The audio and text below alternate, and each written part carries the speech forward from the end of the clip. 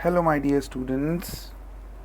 I suppose everyone is doing great, loving chemistry more and more as the lectures are going ahead. All right, great. चलिए, so आज आपके chapter number 1 solutions का last topic है and with this we are going to finish your chapter number 1 of class 12th, that is nothing but solutions. तो देखिए, अभी तक हम लोगों ने एक टॉपिक पढ़ा है जिसका नाम है colligative properties, right. Colligative properties के अंदर हम लोगों ने 4 बेसिक प्रॉपर्टीज के ऊपर बात किया, कॉलिगेटिव प्रॉपर्टीज के ऊपर, और वो colligative properties were nothing but, पहला था RLVP, relative lowering in vapour pressure, which is equals to delta P by P not is equals to mole fraction of solute, उसको हम लिख सकते हैं moles of solute upon moles of solvent. अच्छा, ये solute plus solvent होता है, but this formula is true for dilute solutions. क्यों? क्योंकि आपकी कॉलिगेटिव प्रॉपर्टीज भी डाइल्यूट सॉल्यूशंस ही फॉलो करती हैं। फिर सेकंड हमने देखा था EBP, elevation in boiling point, which was represented as delta TB, and we found out that delta TB is equals to KF into molality। और मोलैलिटी का फॉर्मूला अगर हम देखेंगे तो मोलैलिटी होता है moles of solute upon mass of solvent in kgs। Clear है? फिर ऐसे ही हमने तीसरा प्रॉपर्टी देखा, depression in freezing point, DFP, जिसको हम बोलते हैं delta TF, and that is nothing but delta TF is equals to KF into moles of solute upon mass of solvent in kgs। Clear है? आई एम रियली सॉरी, ऊपर आप लोगों का KF कर दिया मैंने, that's not KF, that's actually KB, please correct that. Alright, okay, हो जाती है यार गलती, इंसानी है, गलती हो जाती है हमसे भी। Alright, great.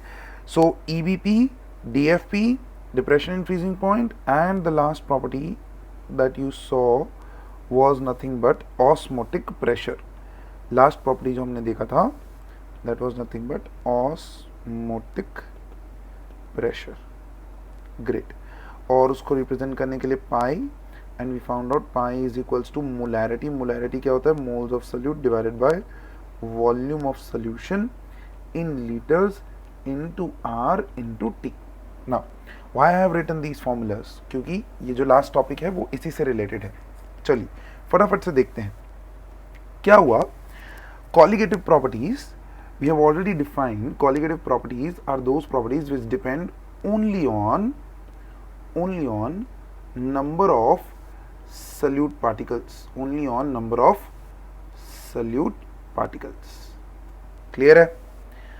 तो अब हुआ यूं कि हमने सारी प्रॉपर्टीज में ये देख लिया कि भाई आपकी जो कॉलिगेटिव प्रॉपर्टीज है CGP, they are directly proportional to the moles of solute, है ना। Moles of solute basically gives you nothing but number of particles of solute, that is what your moles of solute gives you, है ना, number of particles of solute. तो हमने ये चीज बड़े ही अच्छे तरीके से प्रूव कर दी। लेकिन अब हुआ क्या? Very interesting thing, please take care of this video, this is the most important part of the solutions chapter. अब हुआ क्या कि यहां पर हम लोगों ने 3 बीकर्स ली, ध्यान से, बहुत सारे बीकर्स हमने कलेक्ट कर लिए हैं सॉल्यूशंस चैप्टर में, और उसकी एक दुकान डाल के हम बढ़िया से उसको सेलिंग पे भी डाल सकते हैं। क्लियर? चलिए, सो in the first, second and third beaker, once again I'll name them A, B and C। सब अच्छा चल रहा था, सब बढ़िया था। यहाँ पर मैंने लिया यूरिया का सोल्यूशन, यहाँ मैंने लिया ग्लूकोज का सोल्यूशन, और यहाँ ले लिया मैंने NaCl का सोल्यूशन। अच्छा, तीनों का concentration 1 molar, 1 molar and 1 molar. Now we know colligative properties जो हैं they do not depend on what बच्चे, type of solute, they only depend on number of solute particles. Already अभी रिवाइज करवाया मैंने वो चीज़, और हमने प्रूव भी किया, ये रहा वो फॉर्मूला, है ना। तो यहाँ पर परफेक्टली जब हम कॉलिगेटिव प्रॉपर्टीज का वैल्यू देखने लगे तो चलिए मैं यहाँ पर ऑस्मोटिक प्रेशर का वैल्यू ले लेता हूँ। तो अगर 1 मोलर यूरिया का ऑस्मोटिक प्रेशर का वैल्यू x है तो 1 मोलर ग्लूकोज का वैल्यू भी x आएगा और 1 मोलर NaCl का वैल्यू भी x ही होना चाहिए according to the formulas, according to the definition, according to the form of definition होना तो ये चाहिए। It should be x x x and x। ये जब हम कैलकुलेट करते हैं यूजिंग थ्योरेटिकल फॉर्मूलाज, जो अभी हमने ऊपर देखे थ्योरेटिकल फॉर्मूलाज, थ्योरेटिकल फॉर्मूला लगा के जब हमने कॉलिगेटिव प्रॉपर्टीज की वैल्यू कैलकुलेट की तो ऑब्वियसली वो वैल्यू x ही आएगी।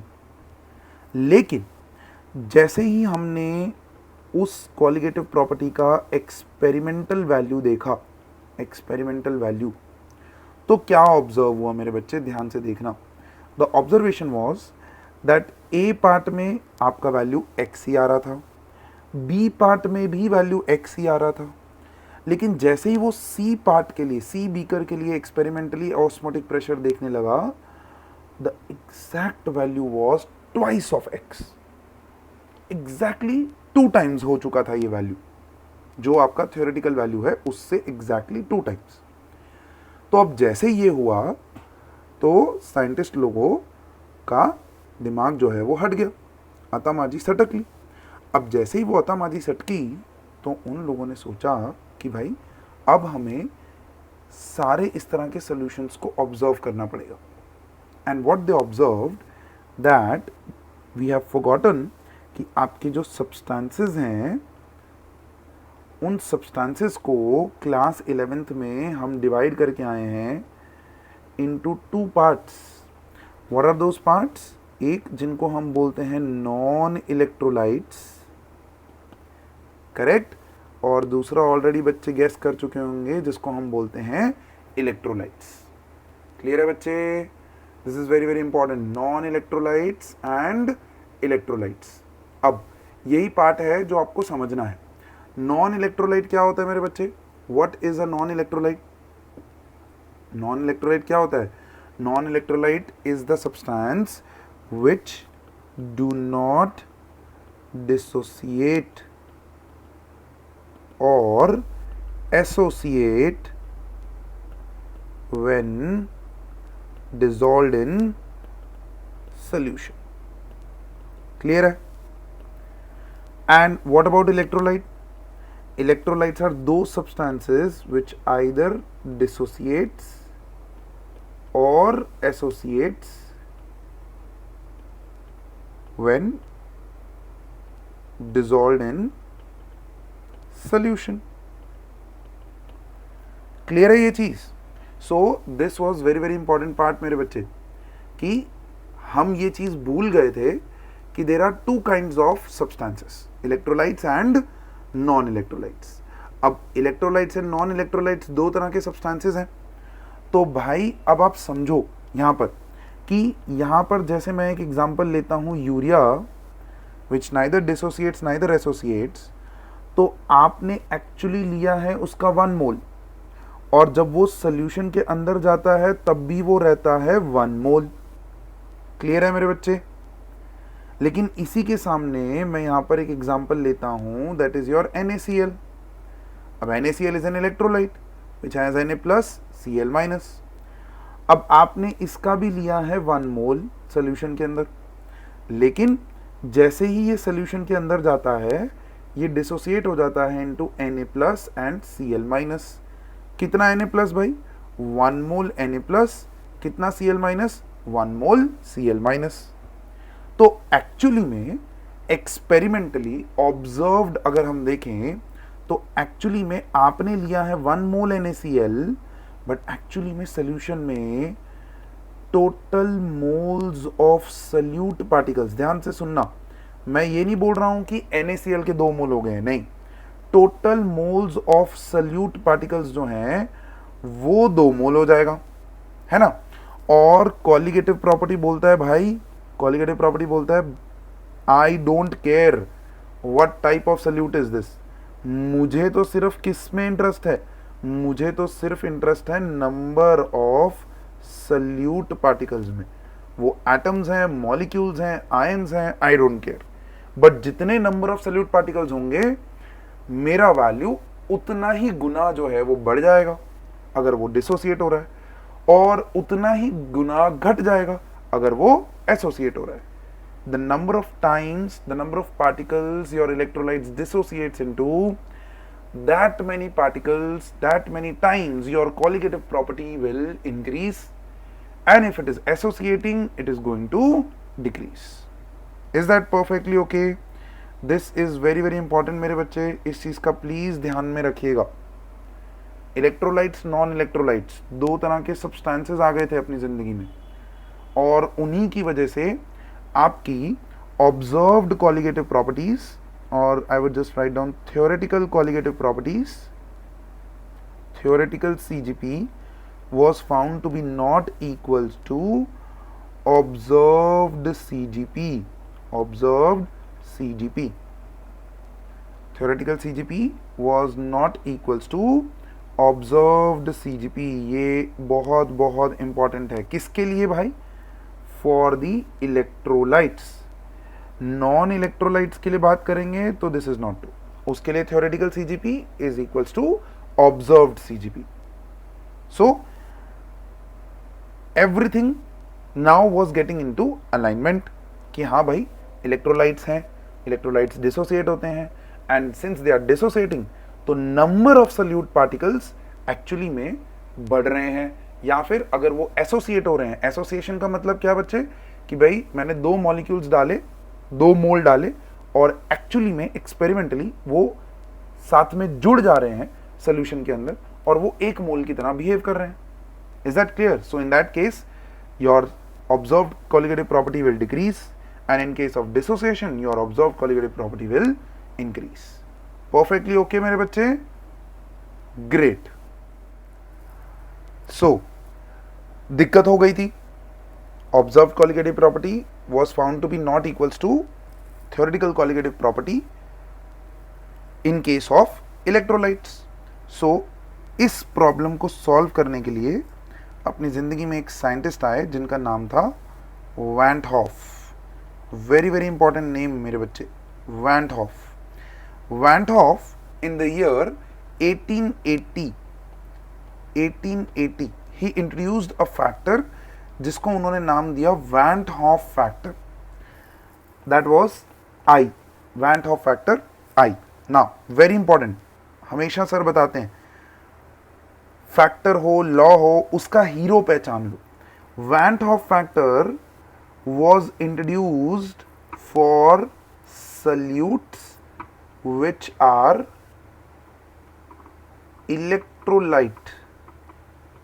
Solutes which are electrolyte. Electrolyte यानी या तो वो डिसोसिएट हो रहे हैं, या तो वो डिसोसिएट हो रहे हैं, dissociation,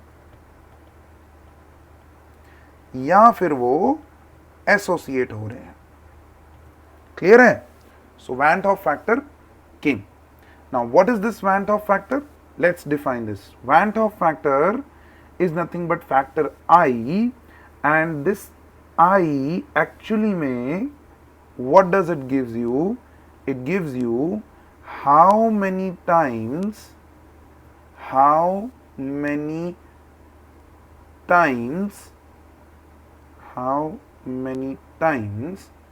the particles, how many times the particles of the solute are increasing or decreasing.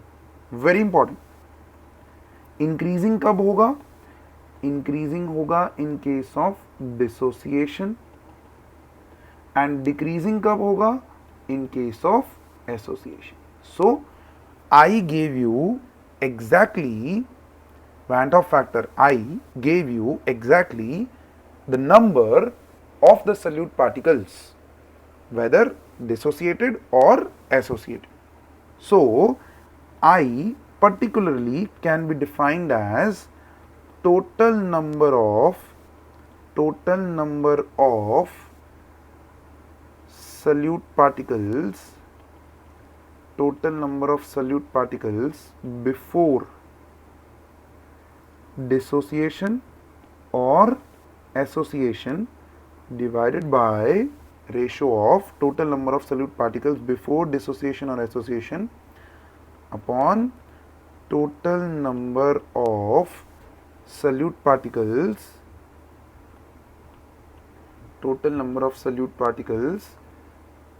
sorry, this is after total number of solute particles after dissociation or association upon total number of solute particles before dissociation or association. Clear? So this became the formula for I, calculating I, or I would say the definition of I. Definition of I, if I want to define out Van't Hoff factor, it is nothing but ratio of total number of particles, total number of solute particles after dissociation or association to the total number of solute particles before dissociation or association. So this was the basically the definition of Van't Hoff factor, और इसके basis पे further I को और बहुत सारे forms दिए गए. So let's see those forms over here. एक फॉर्म तो हमने ये देखा, total number of solute particles after dissociation upon before dissociation. फिर I का दूसरा फॉर्म आया वेरिन क्या देखा गया कि भाई I is nothing but observed colligative property, observed colligative property to the theoretical colligative property CGP. Clear है? ऑब्जर्व colligative property जो एक्सपेरिमेंटली देखते हैं to the theoretical colligative property that was also defined as I. और वहीं से हमको पता चला कि ऑब्जर्व्ड और थ्योरेटिकल में जो डिफरेंस है उसी से ही पता चल रहा था कि भाई whether the solute is dissociating और whether it is associating. To see that let's see how are you going to check out with the value of i. तो यहां पर दो केस बना लेते हैं. Let's make two cases over here.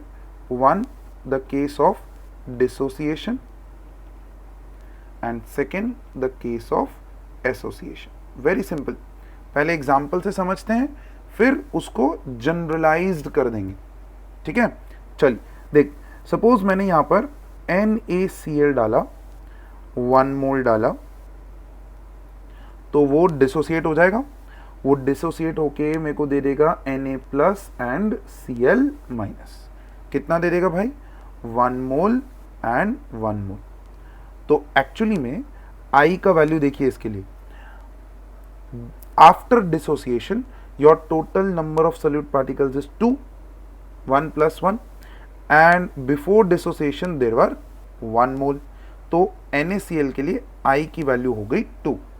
अब ध्यान दीजिएगा, ये जितनी भी वैल्यूज I की हम यहाँ पर देखने वाले हैं आपको परफेक्टली एकदम बाय हार्ट बिल्कुल भी नहीं करनी है.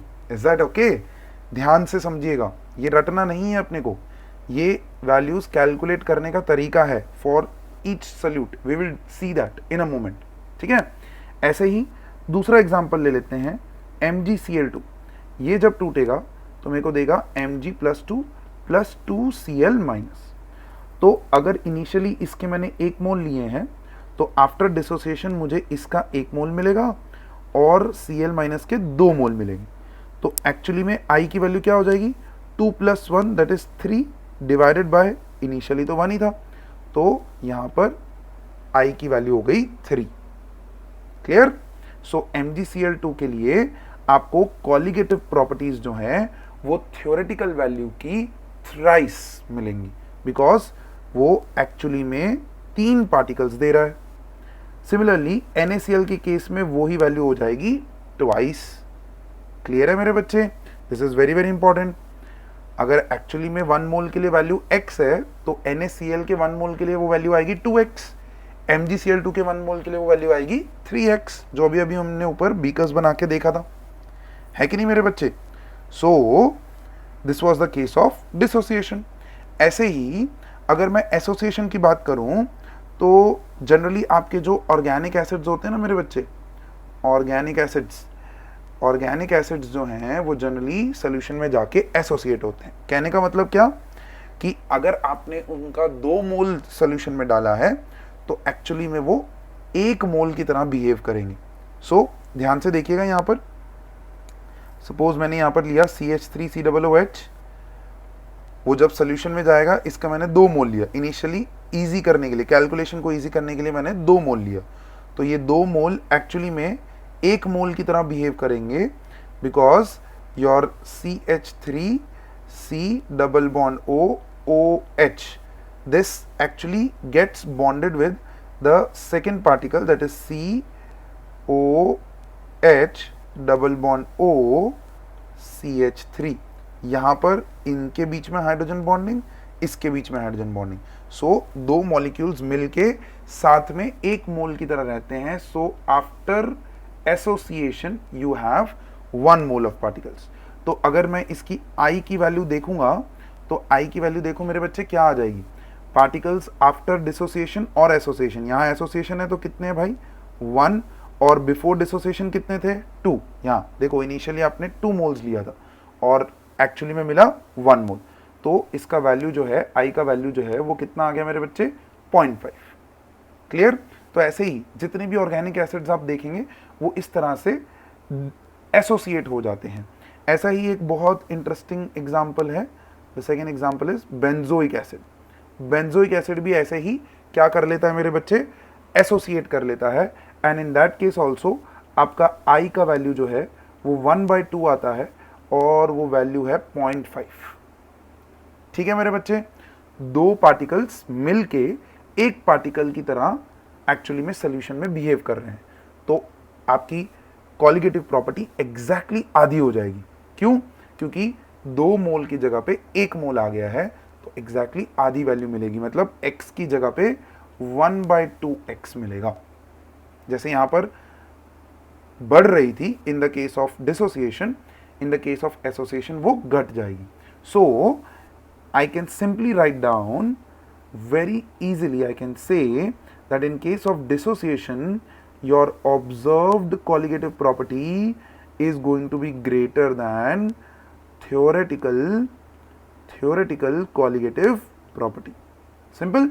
And in case of association your observed colligative property is going to be lesser than theoretical colligative property. This is very very important.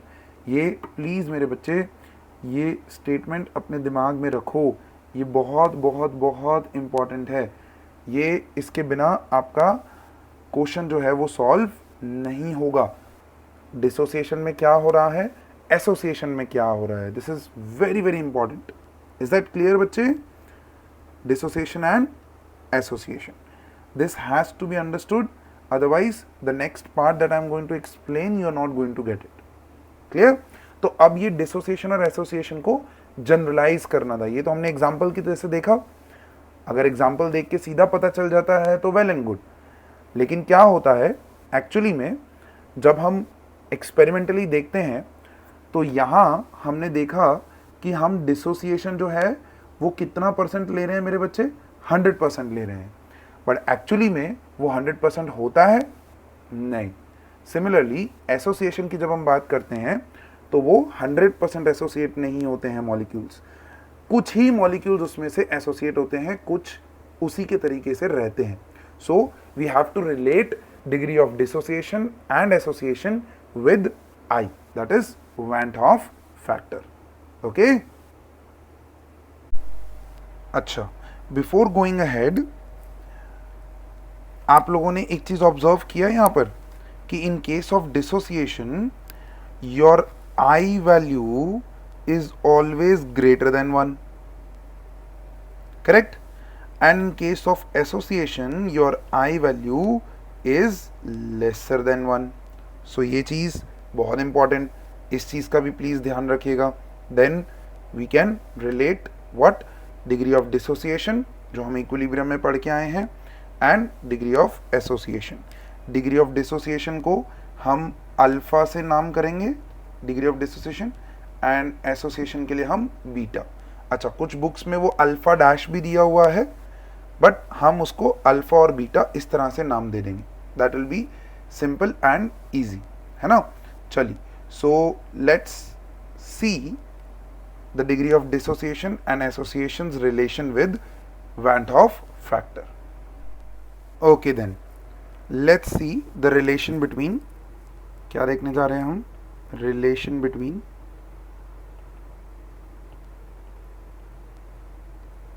Van't Hoff factor I and degree of dissociation alpha या फिर degree of association beta. ठीक है, तो चलिए पहला case यहाँ पर बनाते हैं, that is nothing but dissociation का केस. अब सबसे पहले बच्चे आपको समझना है कि डिग्री ऑफ डिसोसिएशन अल्फा क्या होता है. We have already defined it in class 11th chapter number 7 equilibrium में हम डिफाइन कर चुके हैं, बट फिर भी आपके लिए मैं यहाँ पर डिफाइन कर देता हूँ. Degree of dissociation alpha is nothing but number of moles of salute dissociated per mole of solute. This is very very important. Per mole of solute. इसको अच्छे से समझ लेना. Is that clear? तो चलिए यहाँ पर मैं एक AB क्या लेता हूँ, कंपाउंड लेता हूँ, which dissociates into A plus and B minus, which dissociates into A plus and B minus. या फिर चलिए we can do something like general compound ले लेते हैं. उसमें हम लोग A प्लस B माइनस ना लेके जनरल कंपाउंड में we say that we have a molecule which is AN and dissociates into its N ions, Na ions, ऐसा डिसोसिएट हो रहा है. ठीक है, तो चलिए अब at time t is equals to 0 पे इसका अगर आपने 1 मोल लिया है तो इसके 0 आयंस होंगे, इक्विलिब्रियम याद आ गया. At time t is equals to t पे जब ये सिस्टम क्या हो जाएगा मेरे बच्चे, इक्विलिब्रियम पे पहुंचेगा, since it is not dissociating, मैं बोलता हूं कि इसका DOD is alpha over here. तो मतलब इस 1 मोल में से कितने मोल्स डिसोसिएट हो चुके होंगे, अल्फा मोल्स, है ना. और वो कितने आयंस में डिसोसिएट हो रहा है, एक्चुअली N आयंस. तो 1 मोल में से अगर अल्फा है तो भाई आपके N आयंस मतलब N अल्फा आयंस मिलेंगे आपको यहाँ पर. सिंपल है ना. N आयंस मतलब बेसिकली वो आयंस किस तरह से जा रहे हैं, ion 1 plus ion 2 plus ion 3 plus so on up to AN, इस तरीके से तो जा रहा है. मतलब कहने का मतलब क्या है यहाँ पर, मैं आपके लिए एक्सप्लेन कर रहा हूँ यहाँ पर कि भाई अल्फा मोल्स अगर डिसोसिएट हो रहा है तो बेसिकली इसके अल्फा, इसके अल्फा, इसके alpha and so on up to alpha alpha alpha up to AN particles तक अल्फा. तो उसकी जगह पे मैं यहाँ पर सिंपली डायरेक्टली क्या लिख सकता हूँ भाई, इन सब का एडिशन करूँगा तो वो एक्चुअली क्या हो जाएगा, N अल्फा ही तो हो जाएगा मेरे बच्चे. ठीक है ना. तो ये चीज़ प्लीज़ अच्छे से समझ लीजिएगा, वेरी वेरी इंपॉर्टेंट, कि भाई ये N अल्फा कैसे आया है. क्लियर. तो अब देखिए I का वैल्यू हम कैसे कैलकुलेट करेंगे. I का वैल्यू वॉज नथिंग बट क्या था, बोलो. I का वैल्यू क्या था, I का value was particles before after dissociation, that is I minus alpha plus N alpha divided by particles before dissociation, that is 1. ठीक है. now see this, क्या मैं इस इक्वेशन को ऐसे लिख सकता हूँ, I is equals to I minus alpha plus N alpha, है ना. नीचे तो 1 ही है. अब अल्फा को कॉमन ले लो यहाँ पर, सो I is equals to sorry, this is not I minus alpha, this is 1 minus alpha. So this is 1 minus alpha. ये 1, इसमें से अल्फा को कॉमन निकाला आप लोगों ने, तो जब आपने अल्फा को कॉमन निकाला तो क्या बचेगा मेरे बच्चे, यहाँ पर देखिए, यहाँ पर प्लस अल्फा अगर आप कॉमन ले रहे हैं तो अंदर बचेगा n माइनस 1, है ना। अंदर क्या बचेगा बच्चे, n माइनस 1। अब अल्फा के टर्म्स में इस पूरे इक्वेशन को ले आइए तो आपको क्या मिलेगा, अल्फा इज इक्वल्स टू, पहले आई, ये 1 जो है वो पहले इधर जाएगा, so i minus 1 upon n minus 1, where alpha is your degree of dissociation, clear. I is nothing but your van't Hoff factor.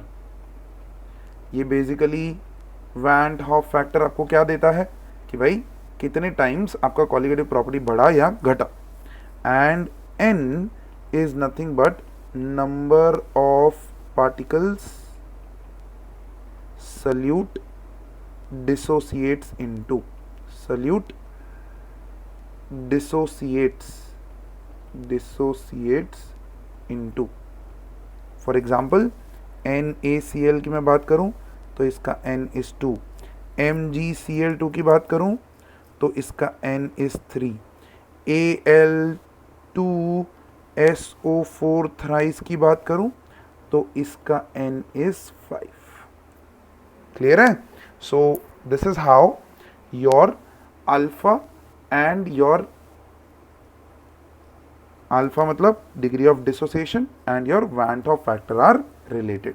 ठीक है, जनरली इस फॉर्मूला का यूज लगता नहीं है, हम कॉमन सेंस से देख के बता सकेंगे, बट फिर भी आपको ये फॉर्मूला ध्यान में रखना है, जब यूटिलाइज करने का बारी आए तो आप उसको कर सकें। क्लियर है, ओके। चलिए, then comes the case of association, है ना। एसोसिएशन का केस भी देखना है, तो चलिए सेकंड केस यहाँ पर बना देते हैं, एसोसिएशन। अब एसोसिएशन में बहुत सिंपली आपको समझना है, लैंग्वेज में वो आपको देगा इस तरीके से कि भाई आपका जो सल्यूट पार्टिकल है वो डाइमर बना रहा है, वो ट्राइमर बना रहा है, या वो टेट्रामर बना रहा है, something like that. Generally dimer timer में ही क्वेश्चन खत्म हो जाते हैं, टेट्रामर तक नहीं जाता है। But what is the meaning of dimer, trimer, tetramer? Dimer का मतलब ये है कि भाई एक्स के अगर आपने 2 मोल लिए हैं तो एक्चुअली वो 1 मोल की तरह बिहेव कर रहा है। डाइमर का मतलब क्या है कि 2 मोल्स ऑफ एक्स मिलके 1 मोल की तरह बिहेव कर रहा है। ट्राइमर का मतलब क्या है? ट्राइमर का मतलब क्या है मेरे बच्चे? Very very important, please understand this, क्योंकि अगर ये समझ में नहीं आया तो आपको बिल्कुल भी समझ में नहीं आएगा। ये X2 1 मॉलिक्यूल की तरह बिहेव कर रहा है। सिमिलरली ट्राइमर का मतलब 3x particles are behaving as single molecule, that is X3। Tetramer का मतलब 4x particles are behaving as single particle, that is X4, 1 molecule की तरह बिहेव कर रहे हैं। तो समझना, this is very very important. Suppose मैंने यहाँ पर ये डाइमर का केस लिया, तो बेसिकली ट्वाइस ऑफ x जो है वो X2 की तरह 1 मॉलिक्यूल की तरह बिहेव कर रहा है। अब अगर मैं इसका degree of association, not dissociation, degree of association यहाँ पर अज्यूम करूँ बीटा है। What is degree of association? जैसे डिग्री ऑफ डिसोसिएशन डिफाइन किया था वैसे डिग्री ऑफ एसोसिएशन क्या है भाई? Degree of association, it is nothing but the number of particles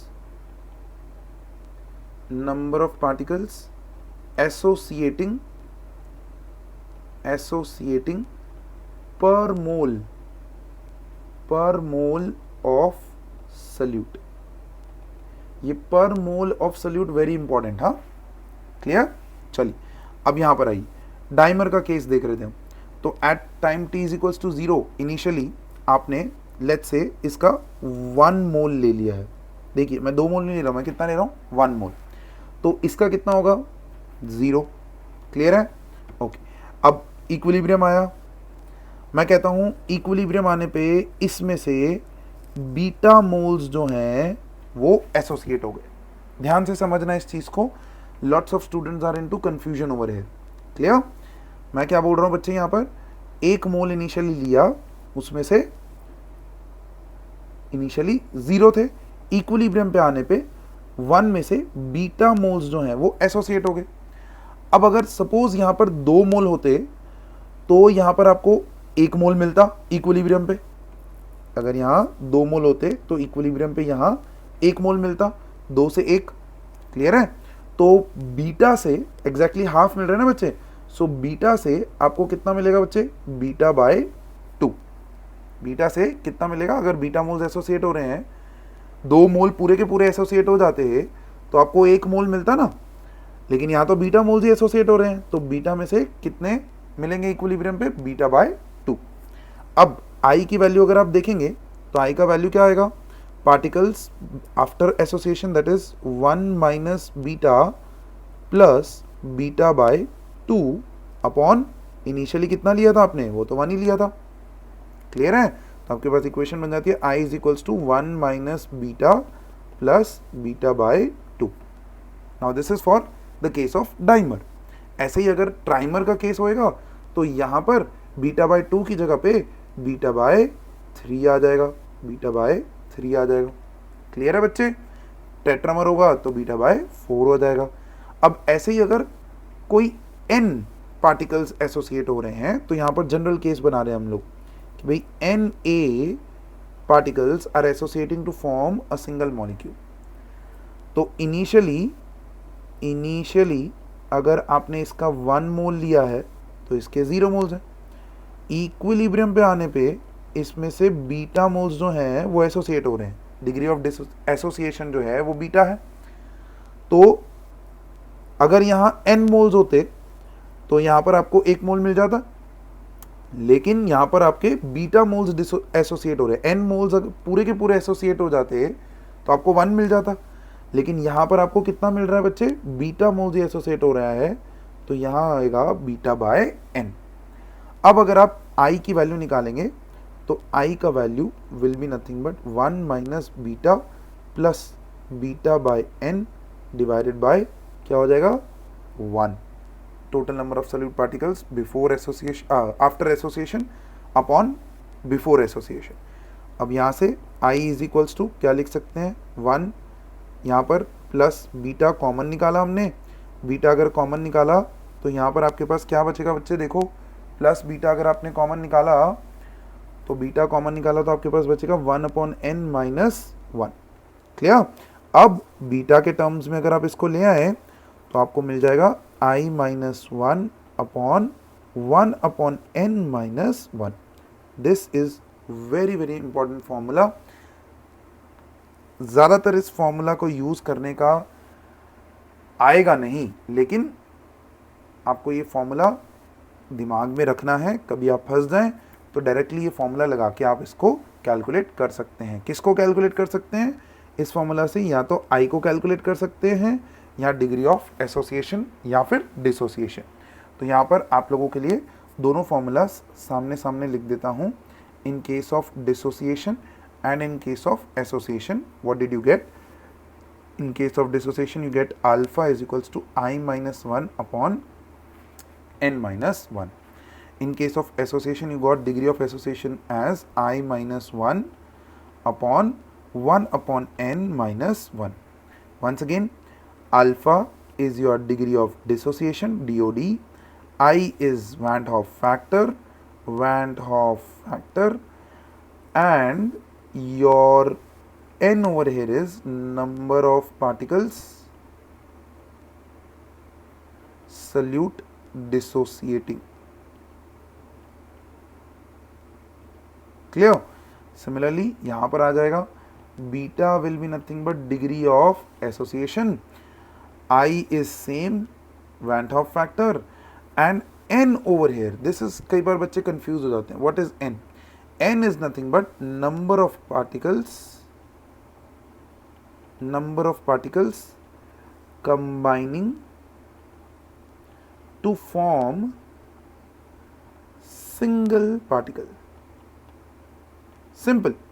अगर आपको क्वेश्चन में दिया है कि वो डाइमर बनाता है तो n का वैल्यू 2 हो जाएगा। n 1/n का वैल्यू 2 नहीं, n का वैल्यू 2।